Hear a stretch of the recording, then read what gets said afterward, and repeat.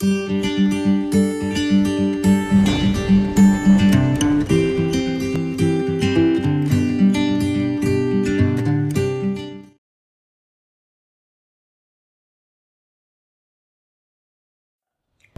Evening friends, स्वागत है आपका हमारा इस सीरीज आपके प्रश्न में। आज हम बात करने वाले हैं कमेंट बॉक्स में जो सवाल आए उसके बारे में।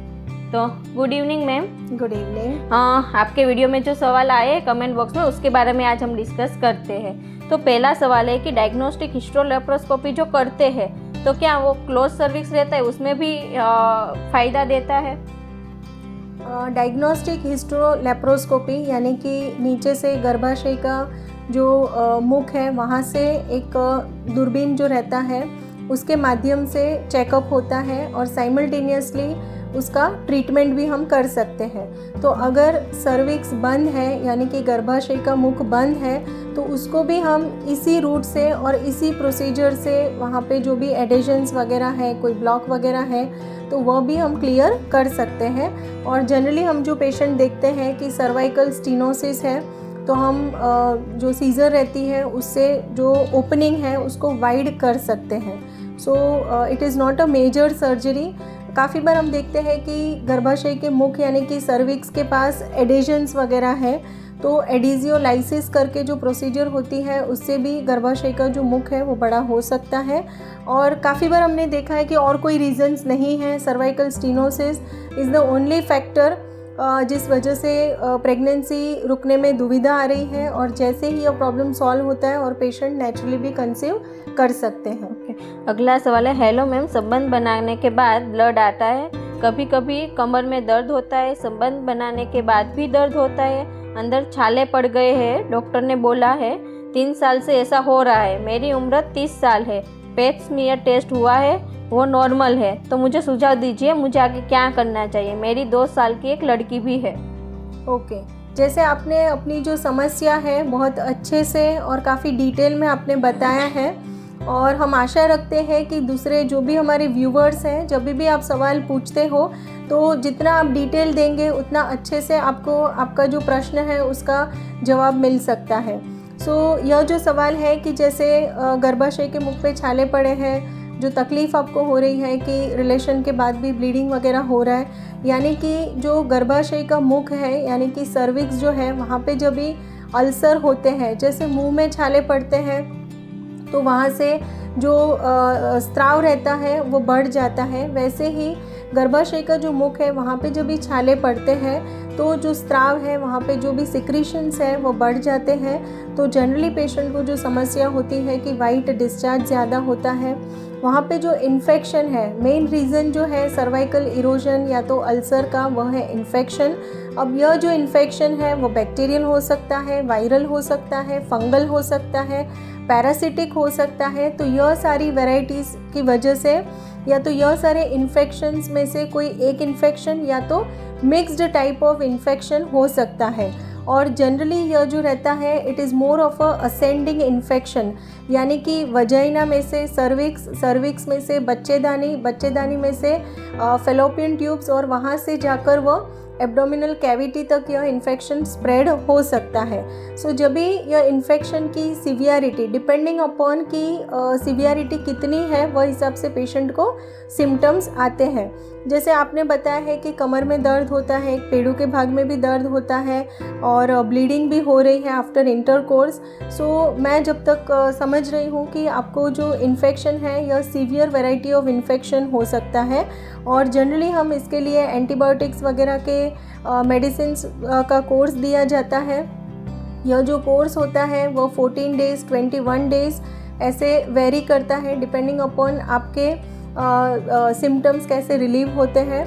दूसरा आपको मैं यह कहना चाहती हूँ कि जैसे आपका पैप स्मीयर हुआ है, pap smear is a screening test. उसके बाद आता है लिक्विड बेस साइटोलॉजी यानी कि LBC करके एक जांच होती है, तो यह भी जांच आप करवा सकते हैं। और दूसरा एक जांच है कि जहाँ पे हम लोग नीचे जो सिक्रीशन है उसको कल्चर एंड सेंसिटिविटी के लिए भेजते हैं, तो उसमें एग्जैक्टली यह इन्फेक्शन कौन से बैक्टीरियल है, फंगल है, वो भी क्लियर हो जाता है।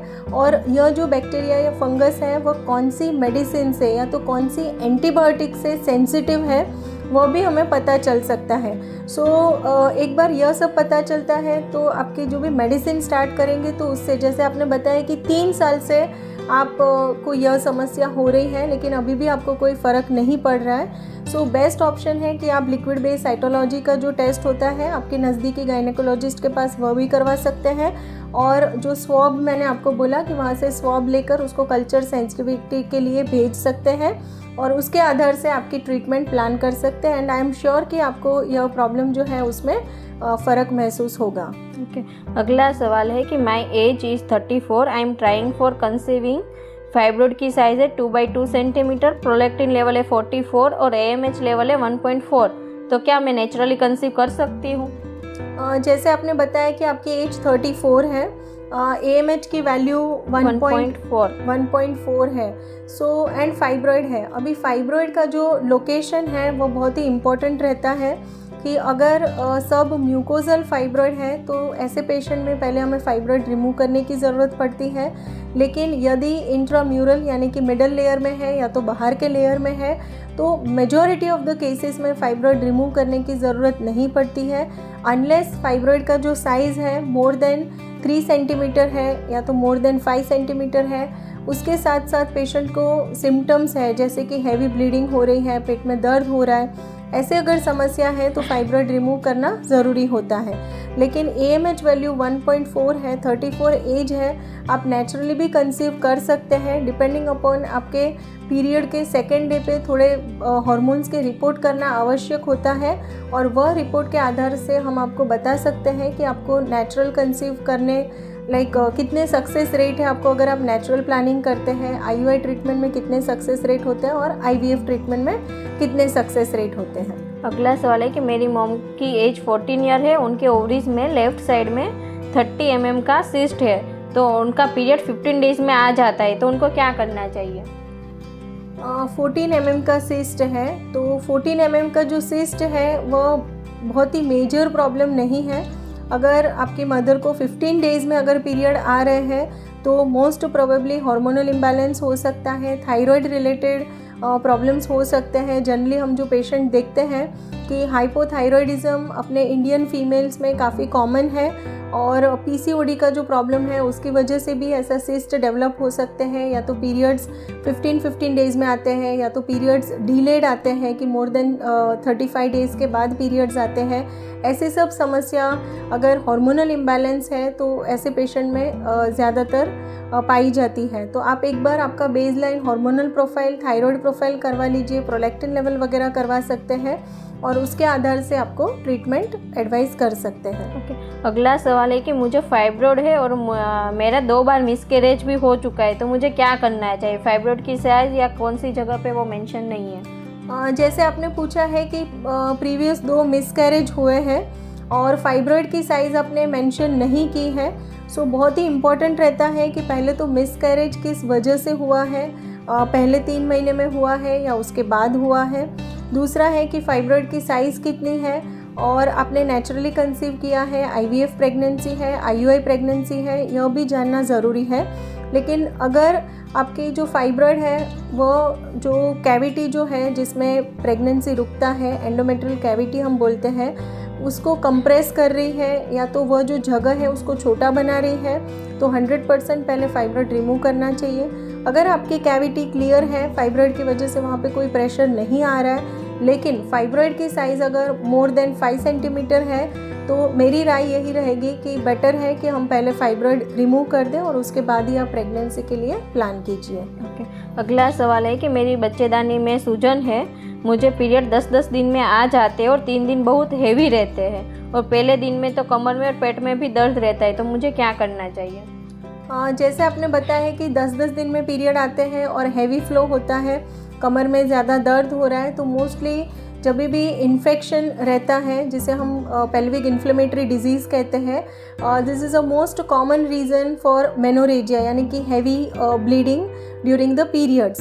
तो एक बार आप अपना गायनेक चेकअप करवा सकते हैं। अगर कोई इन्फेक्शन वगैरह है तो उसकी आपको ट्रीटमेंट दी जाएगी।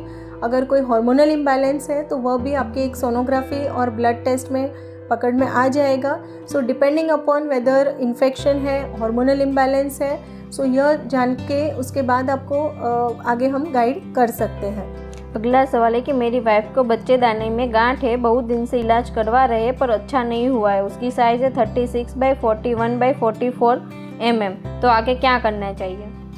फाइब्रॉइड की गांठ, फाइब्रॉइड की गांठ है। ओके 41 एज है, फाइब्रॉइड की गांठ है, लेकिन उसके साथ साथ अगर आपको हैवी ब्लीडिंग हो रही है, पेट में ज़्यादा दर्द हो रहा है और ऐसी अगर समस्या है तो एट द एज ऑफ 41 हम कंप्लीटली जो यूट्रस है वह रिमूवल कर सकते हैं। आपको चाहिए कि यूट्रस नहीं रिमूव करना है, खाली फाइब्रॉइड रिमूव करना है, तो वो भी ऑप्शन रहता है।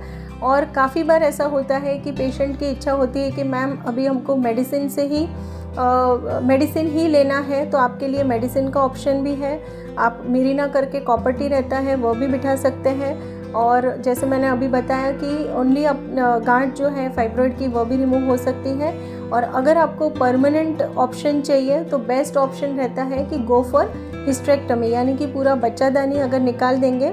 आपकी फैमिली ऑलरेडी कंप्लीट हो चुकी है, एज 41 है, सो बेस्ट ऑप्शन परमानेंट अगर आपको चाहिए तो best thing is to go for hysterectomy. Okay अगला सवाल है 4 दिन पहले हिस्टेरोलेप्रोस्कोपी हुआ है, डॉक्टर बहु बोले multiple tubercle seen in ovary and tubes, delay spillage in also seen, endometrium is not totally reddish, infection like already we have 4 early miscarriage, all other tests including karyotyping done, no problem in this report, then it is confirmed case of tuberculosis after completing course, how can we know that the tuberculosis is finished?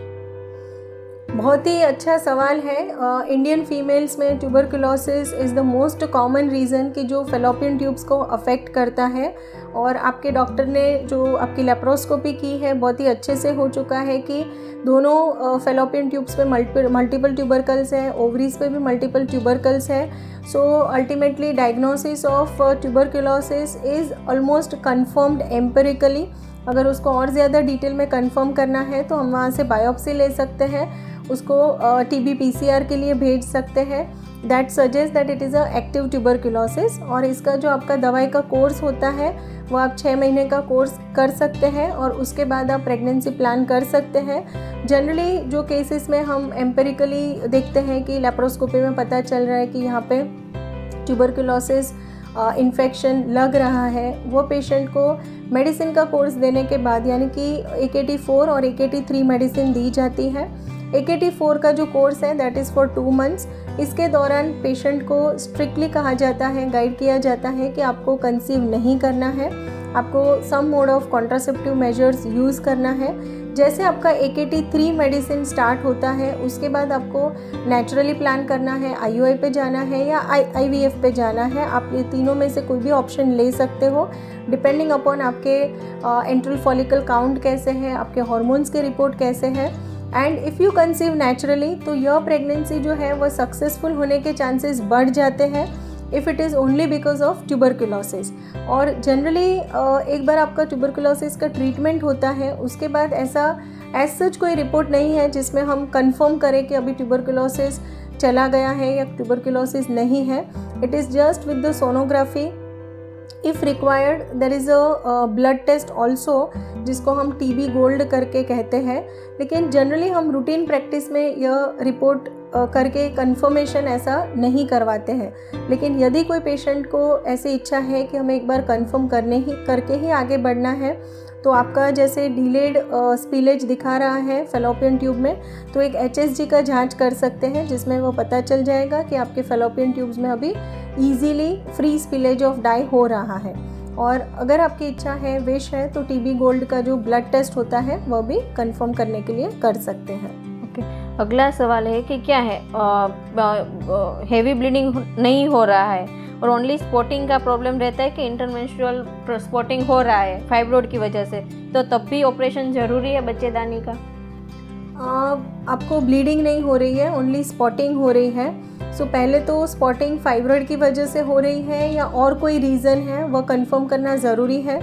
ऐसा नहीं है कि fibroid की वजह से आपको ऐसा intermenstrual spotting वगैरह हो सकता है। जनरली हम जो देखते हैं कि फाइब्रॉइड की वजह से आपको हैवी ब्लीडिंग की समस्या या तो पीरियड के दौरान या पीरियड आने के पहले आपको पेट के भाग में दर्द शुरू हो जाता है। सो आई थिंक बेटर है कि आप एक हार्मोनल टेस्ट करवा लीजिए, थायराइड रिलेटेड टेस्ट करवा लीजिए और एक बेसिक सोनोग्राफी कि जिसमें फाइब्रॉइड की लोकेशन, कि फाइब्रॉइड कौन से एरिया में है।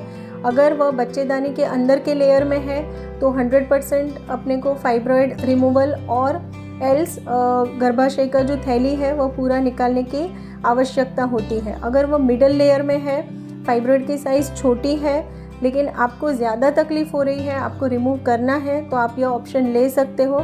लेकिन साइंटिफिकली ऐसा नहीं है कि अगर मल्टीपल छोटे छोटे फाइब्रॉइड्स हैं तो आपको सर्जरी ही एक ऑप्शन रहता है। आप मेडिसिन से भी मतलब मेडिसिन का कोर्स कर सकते हैं। जैसे मैंने पहले बताया कि मिरीना करके कॉपर्टी आती है, उसका ऑप्शन भी ले सकते हैं। If there is a fibroid more than 3 centimetre और मोर देन 5 सेंटीमीटर तो हम फाइब्रॉइड की जो गांठ है उसको भी रिमूव कर सकते हैं। और काफ़ी बार पेशेंट रहते हैं, जैसे हमारे पास आते हैं कि गांव में वो लोग रहते हैं, उनके पास बार बार फॉलोअप में हॉस्पिटल आना बहुत ही डिफ़िकल्ट रहता है। तो ऐसे पेशेंट जो गांव में खेती वगैरह करते हैं कि बार बार वो सिटी में नहीं आ सकते हैं, तो ऐसे पेशेंट को हम सजेस्ट करते हैं कि अगर आपका फैमिली कंप्लीट हो चुका है, आपकी एज 35 या 40 के ऊपर है और दूसरे कोई प्रॉब्लम्स नहीं है और प्योरली बिकॉज ऑफ फाइब्रॉइड आपको यह जो ब्लीडिंग रिलेटेड प्रॉब्लम्स हो रही हैं, तो परमानेंट ऑप्शन ऐसे पेशेंट को हम मेजॉरिटी केस में दे देते हैं। तो फ्रेंड्स, आज हमने आपके जो कमेंट बॉक्स में जो सवाल आए थे उसके बारे में आंसर दिए हैं। अगर आपके कोई और क्वेश्चंस है तो आप नीचे कमेंट बॉक्स में लिख सकते हैं। इसी के साथ देखते रहिए हर बुधवार को रात को 8 बजे आपके प्रश्न। Thank you.